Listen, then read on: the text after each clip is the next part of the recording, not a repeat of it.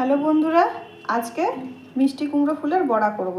তার জন্য নিয়েছি মিষ্টি কুমড়োর ফুল। দেখুন, যে মিষ্টি কুমড়োর ফুল সকালে আনা হয়েছে, তো এখন দুপুর হয়ে গেছে, তার জন্য ঝিমড়ে গেছে। আর নিয়েছি চালের গুঁড়ি, আর নিয়েছি ময়দা। এই দিয়ে আজকে মিষ্টি কুমড়ো ফুলের বড়া করব। এখন ময়দা আর চালের গুঁড়ি দিয়ে একটা ব্যাটার তৈরি করে নেব। পরিমাণ মতো চালের গুঁড়ো,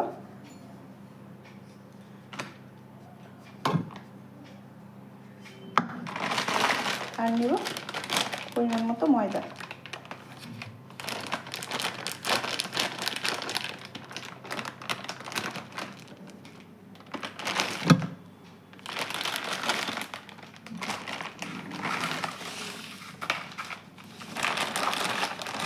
সামান্য একটু কালো জিরে,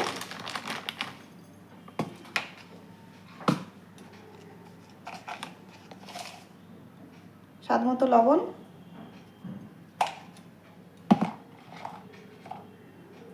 সামান্য একটু হলুদ,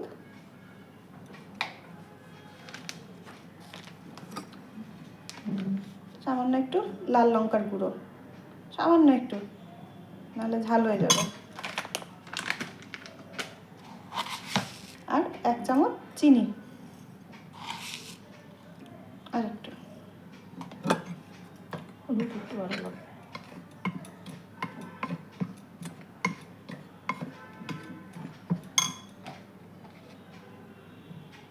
একটু হলুদ, আর একটু লাগবে।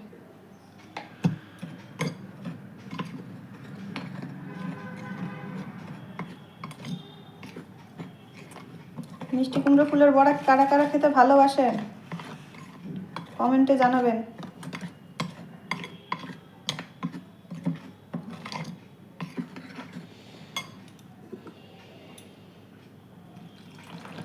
জল দিয়ে ব্যাটারটা তৈরি করে নেব।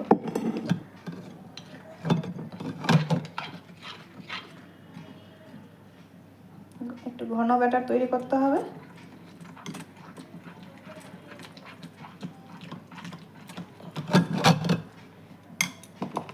আরো অল্প জল লাগবে।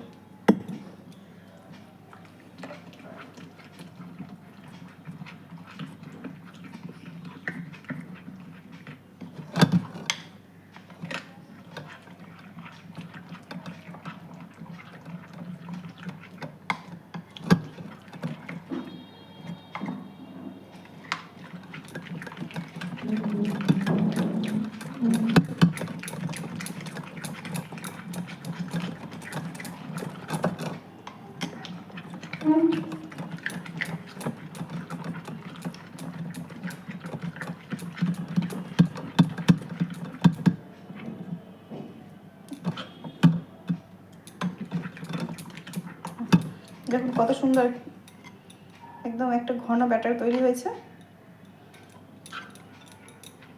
বড়াগুলো সাদা তেলে করব।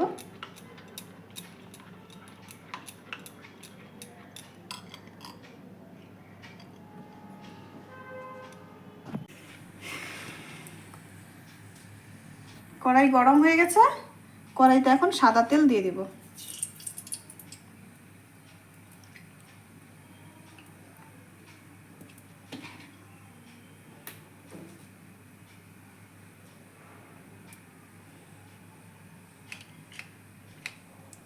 ব্যাটারটা 5 মিনিটের জন্য রেস্টে রেখেছিলাম, এরকম একটা পরিণত হয়েছে।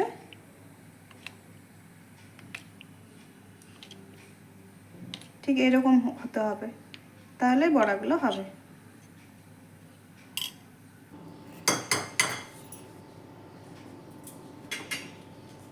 দেখাও, এদিকে দেখাও। এইভাবে ফুলটাকে ব্যাটারের মধ্যে চুবিয়ে ঠিক হাতের তলায় নিয়ে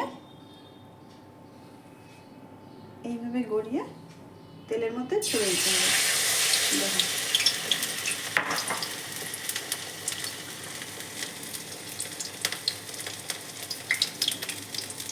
এবার পাল্টে দেব।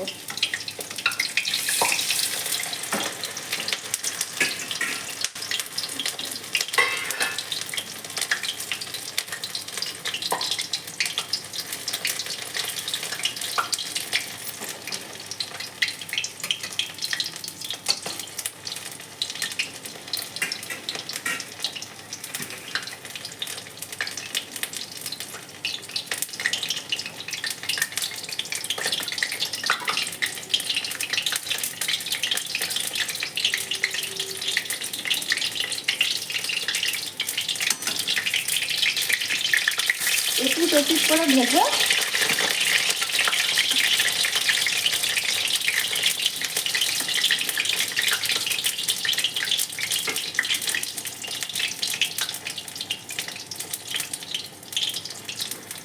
কত সুন্দর হয়েছে, একদম ফুলের মতো হয়েছে।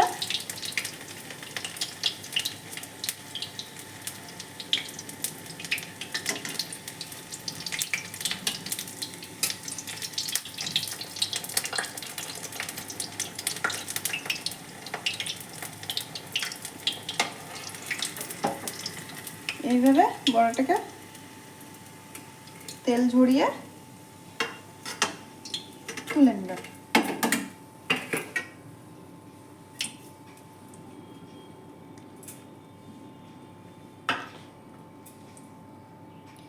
এইভাবে সমস্ত বড়াগুলো এক এক করে ভেজে নেব। এইভাবে ব্যাটারের মধ্যে এপিট ওপিট চুবিয়ে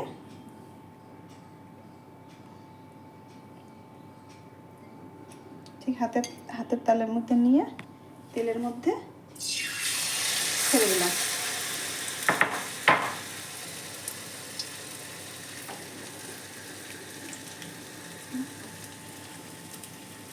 একসাথে দুটো ভাজা যাবে।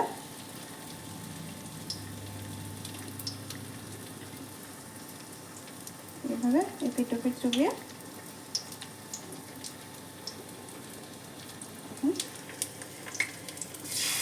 তেলের মধ্যে ছেড়ে দিলাম।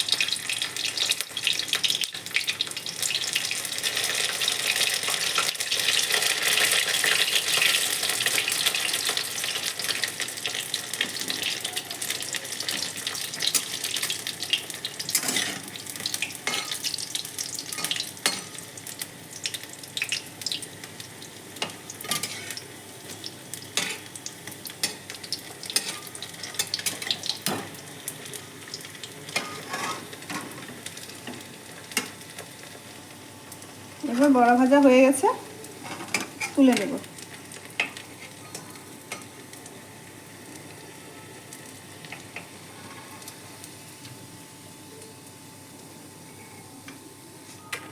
এইভাবে সমস্ত বড়াগুলো ভেজে নেব। দেখুন কত সুন্দর হয়েছে। এইভাবে সমস্ত বড়াগুলো এক এক করে ভেজে নেব। দেখুন একসাথে 5টা বড়া ভাজছি, কারণ এই ফুলগুলো ছোট ছোট ছিল, ওই জন্য 5টা ভাজছি। বড় ফুল হলে 2-3টে ভাজা যাবে।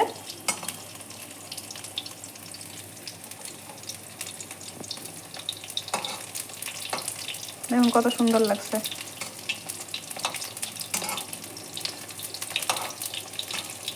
কে কে কুমড়ো ফুলের বড়া খেয়েছেন কমেন্টে জানাবেন।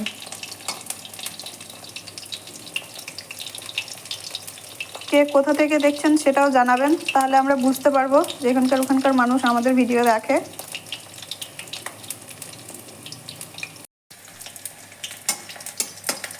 আমার সমস্ত বড়া ভাজা হয়ে গেছে। এখন এই বড়াগুলো তুলে নেব। দেখেন কত সুন্দর লাগছে।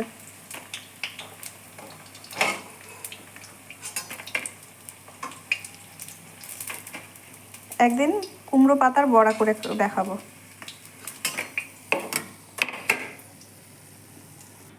একটু ব্যাটার বেশি হয়ে গেছে, সেই জন্য একটা আলু এভাবে গোল গোল করে কেটে নিয়েছি। এখন এই আলুর বড়া করে নেব।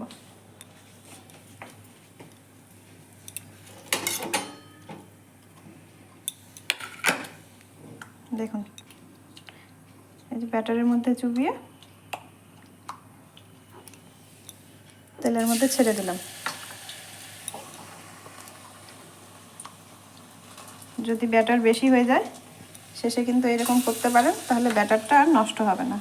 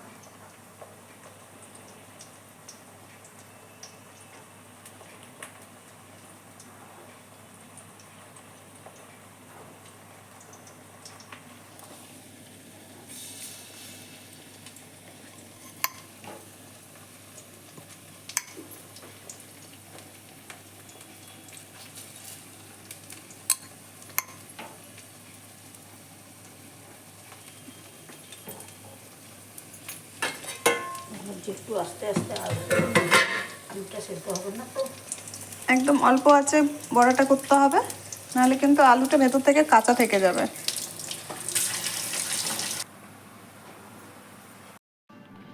হ্যালো বন্ধুরা, আমার বড়া ভাজা হয়ে গেছে।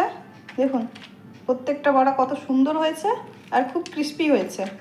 আর যে শেষে ব্যাটারটা থেকে গেছিলো ওই ব্যাটারে আলুর বড়াটা করে নিয়েছি, তাহলে ব্যাটারটা নষ্ট হলো না। আপনারা কিভাবে করেন সেটা কমেন্টে জানাবেন। আমরা তো এইভাবেই করি, আর অ্যাকচুয়ালি এইভাবেই বড়া হয়, একদম ফুলের মতো দেখতে। লাইক করবেন, শেয়ার করবেন, সাবস্ক্রাইব করবেন আর কমেন্টে জানাবেন।